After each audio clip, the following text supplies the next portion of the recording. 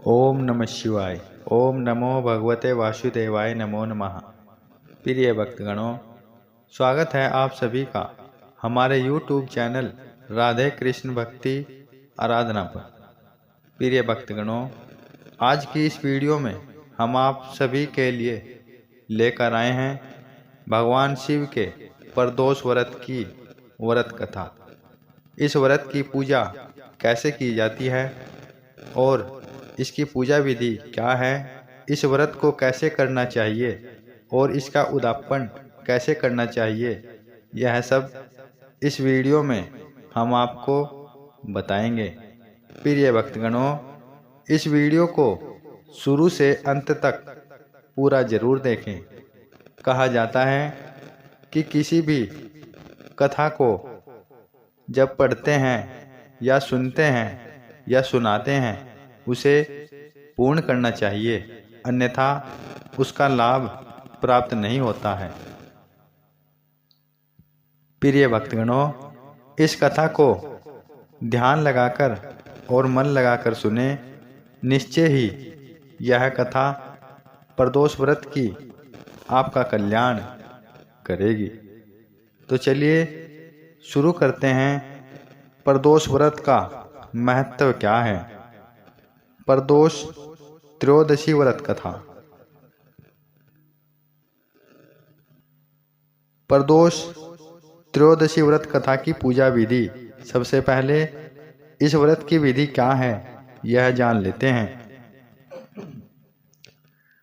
प्रदोषो रजनी मुखम के अनुसार सायंकाल के बाद और रात्रि आने के पूर्व दोनों के बीच का जो समय है उसे प्रदोष कहते हैं। व्रत करने वाले को उसी समय भगवान शंकर का पूजन करना चाहिए। प्रदोष व्रत करने वाले को त्रयोदशी के दिन दिन भर भोजन नहीं करना चाहिए। शाम के समय जब सूर्यास्त में 3 घड़ी का समय शेष रह जाए तब स्नान आदि कर्मों से निवृत्त होकर श्वेत वस्त्र धारण करके तत्पश्चात संध्या वंदन करने के बाद शिवजी का पूजन प्रारंभ करें। पूजा के स्थान को स्वच्छ जल से धोकर वहां मंडप बनाएं। वहां 5 रंगों के पुष्पों से पद्म पुष्प की आकृति बनाकर कुश का आसन बिछाएं। आसन पर पूर्वाभिमुख बैठें। इसके बाद भगवान महेश्वर का ध्यान करें। ध्यान का स्वरूप करोड़ों चंद्रमा के समान कांतिमान त्रिनेत्रधारी, मस्तक पर चंद्रमा का आभूषण धारण करने वाले, पिंगल वर्ण के जटाजूटधारी, नीलकंठ तथा अनेक रुद्राक्ष मालाओं से सुशोभित, वरदहस्त त्रिशूलधारी, नागों के कुंडल पहने, व्याघ्र चर्म धारण किए हुए, रतन जड़ित सिंहासन पर विराजमान शिवजी का ध्यान करना चाहिए। प्रदोष व्रत के उद्यापन की विधि क्या है इसको भी जान लेते हैं। प्रातः स्नान आदि कार्य से निवृत्त होकर रंगीन वस्त्रों से मंडप बनावें। फिर उस मंडप में शिव पार्वती की प्रतिमा स्थापित करके विधिवत पूजन करें। तदंतर शिव पार्वती के उद्देश्य से खीर से अग्नि में हवन करना चाहिए। हवन करते समय ओम उमा सहित शिवाय नमः मंत्र से 108 बार आहुति देनी चाहिए। इसी प्रकार ओम नमः शिवाय के उच्चारण के शंकर जी के निमित्त आहुति प्रदान करें। हवन के अंत में किसी धार्मिक व्यक्ति को सामर्थ्य के अनुसार दान देना चाहिए। ऐसा करने के बाद ब्राह्मण को भोजन दक्षिणा से संतुष्ट करना चाहिए। व्रत पूर्ण हो ऐसा वाक्य ब्राह्मणों द्वारा कहलवाना चाहिए। ब्राह्मणों की आज्ञा पाकर अपने बंधु बांधवों के साथ मन से भगवान शंकर का स्मरण करते हुए व्रती पुरुष महिला को भोजन करना चाहिए। इस प्रकार उद्यापन करने से व्रती पुत्र पौत्र आदि से युक्त होता है तथा आरोग्य लाभ प्राप्त करता है। इसके अतिरिक्त वह अपने शत्रुओं पर विजय प्राप्त करता है एवं संपूर्ण पापों से मुक्त हो जाता है। ऐसा स्कंद पुराण में कहा गया है। त्रयोदशी व्रत का महात्म्य। त्रयोदशी अर्थात प्रदोष का व्रत करने वाला मनुष्य सदा सुखी रहता है। उसके संपूर्ण पापों का नाश इस व्रत से हो जाता है। इस व्रत के करने से विधवा स्त्रियों को अधर्म से ग्लानि होती है और सुहागन नारियों का सुहाग सदा अटल रहता है। बंदी कारागार से छूट जाता है। जो स्त्री पुरुष जिस कामना को लेकर इस व्रत को करते हैं उनकी सभी कामनाएं कैलाशपति शंकर जी पूरी करते हैं। सूत जी कहते हैं, त्रयोदशी का व्रत करने वाले को 100 गाय दान करने का फल प्राप्त होता है। इस व्रत को जो विधि विधान और तन मन धन से करता है उसके सभी दुख दूर हो जाते हैं। सभी माता बहनों को 11 त्रयोदशी या पूरे साल की 26 त्रयोदशी पूरी करने के बाद उद्यापन करना चाहिए। इस व्रत का फल वैसे तो व्याख्यात नहीं किया जा सकता, परंतु फिर भी छोटे से शब्दों में इस व्रत का फल दीर्घ आयु और आरोग्यता के लिए रवि प्रदोष व्रत करना चाहिए। रविवार त्रयोदशी रवि प्रदोष व्रत। आयु वृद्धि, आरोग्यता या चाहो संतान, शिव पूजन विधिवत करो, दुख हरे भगवान। इस व्रत की कथा को शुरू करते हैं। एक समय सर्व प्राणियों के हितार्थ परम पावन भागीरथी के तट पर ऋषि समाज द्वारा विशाल गोष्ठी का आयोजन किया गया। विगन महर्षियों की एकत्रित सभा में व्यास जी के परम शिष्य पुराण वेत्ता सूत जी महाराज हरि कीर्तन करते हुए पधारे। सूत जी को देखते ही शौनक आदि 88,000 ऋषि मुनियों ने खड़े होकर दंडवत प्रणाम किया। महाज्ञानी सूत जी ने भक्ति भाव से ऋषियों को हृदय से लगाया तथा आशीर्वाद दिया। विद्वान ऋषिगण और सब शिष्य अपने आसन पर विराजमान हो गए। मुनिगण विनीत भाव से पूछने लगे कि हे परम दयालु, कलिकाल में शंकर की भक्ति किस आराधना द्वारा हमें प्राप्त होगी? हम लोगों को बताने की कृपा कीजिए, क्योंकि कलयुग के सर्व प्राणी पाप कर्म में रत रहकर वेद शास्त्रों से विमुख रहेंगे। दीनजन अनेकों संकटों से ग्रस्त रहेंगे। हे मुनि श्रेष्ठ, कलिकाल में सत्कर्म की ओर किसी की रुचि न होगी। जब पुण्य क्षीण हो जाएंगे तो मनुष्य की बुद्धि असत कर्मों की ओर खुद व खुद प्रेरित होगी, जिससे दुर्विचारी पुरुष वंश सहित समाप्त हो जाएंगे। इस अखिल भूमंडल पर जो मनुष्य ज्ञानी होकर ज्ञान की शिक्षा नहीं देता, उस पर परमपिता परमेश्वर कभी प्रसन्न नहीं होते हैं।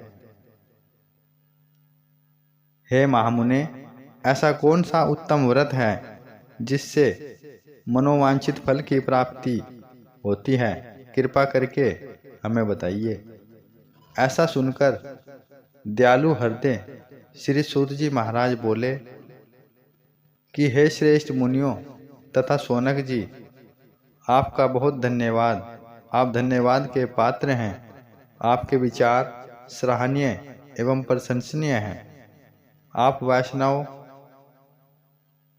अगण्य हैं, क्योंकि आपके हृदय में सदा परहित की भावना रहती है। इसलिए हे शौनकादि ऋषियों, सुनो, मैं उस व्रत को तुमसे कहता हूँ जिसके करने से सब पाप नष्ट हो जाते हैं।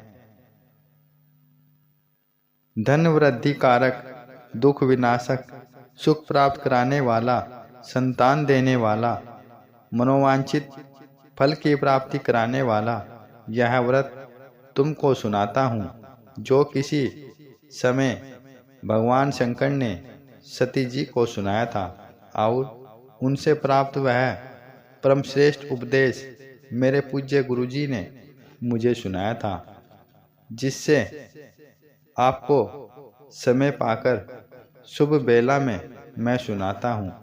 बोलो उमापति शंकर भगवान की जय। सूत जी महाराज कहने लगे कि आयु वृद्धि, स्वास्थ्य लाभ हेतु त्रयोदशी का व्रत करें। इसकी विधि इस प्रकार है। प्रातः स्नान का निराहार रहकर शिव ध्यान में मगन हो शिव मंदिर में जाकर शंकर की पूजा करें। पूजा के पश्चात अर्घ्य पूर्ण त्रिपुण का तिलक धारण करें। बेलपत्र चढ़ावें, धूप दीप अक्षत से पूजा करें। ऋतु फल चढ़ावें। ओम नमः शिवाय मंत्र का रुद्राक्ष की माला से जाप करें। ब्राह्मण को भोजन कराकर सामर्थ्य के अनुसार दक्षिणा दें। तत्पश्चात मौन व्रत धारण करें। व्रती पुरुष महिला को सत्य भाषण करना आवश्यक है। हवन आहुति भी देनी चाहिए। मंत्र है ओम ह्रीं क्लीं नमः शिवाय स्वाहा। इस मंत्र से आहुति देनी चाहिए। इससे अभिष्ट फल की प्राप्ति होती है। व्रती पृथ्वी पर शयन करे, एक बार भोजन करें, इससे सर्व कार्य सिद्ध होते हैं। श्रावण मास में तो इसका विशेष महत्व है। यह सर्व सुख, धन, आरोग्यता को देने वाला है। यह व्रत इस सब मनोरथ को पूर्ण करता है। हे ऋषिवरों, यह प्रदोष व्रत जो मैंने आपको बताया, किसी समय शंकर जी ने माता पार्वती को और वेदव्यास मुनि ने मुझको सुनाया था। शौनक आदि ऋषि बोले, हे पूज्यवर महामते, आपने यह व्रत परम गोपनीय, मंगलप्रद, कष्ट निवारक बतलाया है। कृपया यह बताने का कष्ट करे कि यह व्रत किसने किया और उसे क्या फल प्राप्त हुआ है। श्री सूत जी महाराज बोले, हे विचारवान ज्ञानियों, आप शिव के परम भक्त हैं। आपकी भक्ति देखकर मैं व्रती पुरुषों की कथा कहता हूँ। ध्यान लगाकर सुनो। एक गांव में अति दीन ब्राह्मण निवास करता था। उसकी साध्वी स्त्री प्रदोष व्रत किया करती थी। उसके घर ही पुत्र रतन था। एक समय की बात है कि वह पुत्र गंगा स्नान करने के लिए गया। दुर्भाग्यवश मार्ग में चोरों ने उसे घेर लिया और वह कहने लगे कि हम तुझे मारेंगे, नहीं तो तू अपने पिता का गुप्त धन बतला दे। बालक दीन भाव से कहने लगा कि हे बंधुओं, हम अत्यंत दुखी दीन हैं, हमारे पास धन कहाँ है। चोर फिर कहने लगे कि तेरे पास पोटली में क्या बंधा हुआ है। बालक ने निसंकोच उत्तर दिया कि मेरी माता ने मुझे रोटी बनाकर बांध कर दी है। दूसरा चोर बोला कि भाई, यह तो अति दीन दुखी हृदय है, इसे छोड़िए। बालक इतनी बात सुनकर वहां से प्रस्थान करने लगा और एक नगर में पहुंच गया। नगर के पास एक बरगद का पेड़ था। बालक थक कर वहां बैठ गया और वृक्ष की छाया में सो गया। उस नगर के सिपाही चोरों की खोज कर रहे थे कि खोज करते करते उस बालक के पास आ गए। सिपाही बालक को भी चोर समझकर राजा के समीप ले गए। राजा ने उसे कारावास की आज्ञा दे दी। उधर बालक की माँ भगवान शंकर जी का प्रदोष व्रत कर रही थी। उसी रात्रि राजा को सौपन हुआ कि यह बालक चोर नहीं है, प्रातःकाल ही इसे छोड़ दो, नहीं तो आपका राज्य वैभव सब शीघ्र ही नष्ट हो जाएगा। रात्रि समाप्त होने पर राजा ने उस बालक से सारा वृत्तांत पूछा। बालक ने सारा वृत्तांत कह सुनाया। वृत्तांत सुनकर राजा ने सिपाही भेजकर बालक के माता पिता को अपनी सभा में बुला लिया और उस बालक को उसके माता पिता को सौंप दिया। राजा ने उन्हें जब भयभीत देखा तो कहा कि तुम भय मत करो, तुम्हारा बालक निर्दोष है। हम तुम्हारी दरिद्रता देखकर 5 गांव दान में देते हैं। शिव की दया से ब्राह्मण परिवार अब आनंद से रहने लगा। इस प्रकार जो कोई इस व्रत को करता है उसे आनंद प्राप्त होता है। शौनक आदि ऋषि बोले कि हे दयालु, कृपा करके आपने हमारा मनोरथ पूर्ण किया है। हे गुरुदेव, आपके श्री चरणों में कोटि कोटि प्रणाम। श्री सूत जी महाराज बोले कि हे ऋषिगणों, आगे भी जो भी पुरुष महिलाएं, बालक बालिकाएं इस व्रत को पृथ्वी पर धारण करेंगी, निश्चय ही उनके सभी मनोरथ पूर्ण होंगे और भगवान शिव, माता पार्वती उन पर सदैव अपनी कृपा दृष्टि बनाए रखेंगे। प्रिय भक्तगणों, इस व्रत को जो भी पुरुष महिलाएं बड़े आदर सम्मान और भाव के साथ करती हैं, निश्चय ही उनके सभी मनोरथ पूर्ण होते हैं और भगवान शिव, माता पार्वती की कृपा सदैव उस घर परिवार पर बनी रहती है जिस घर परिवार में भगवान शिव का यह प्रदोष व्रत किया जाता है।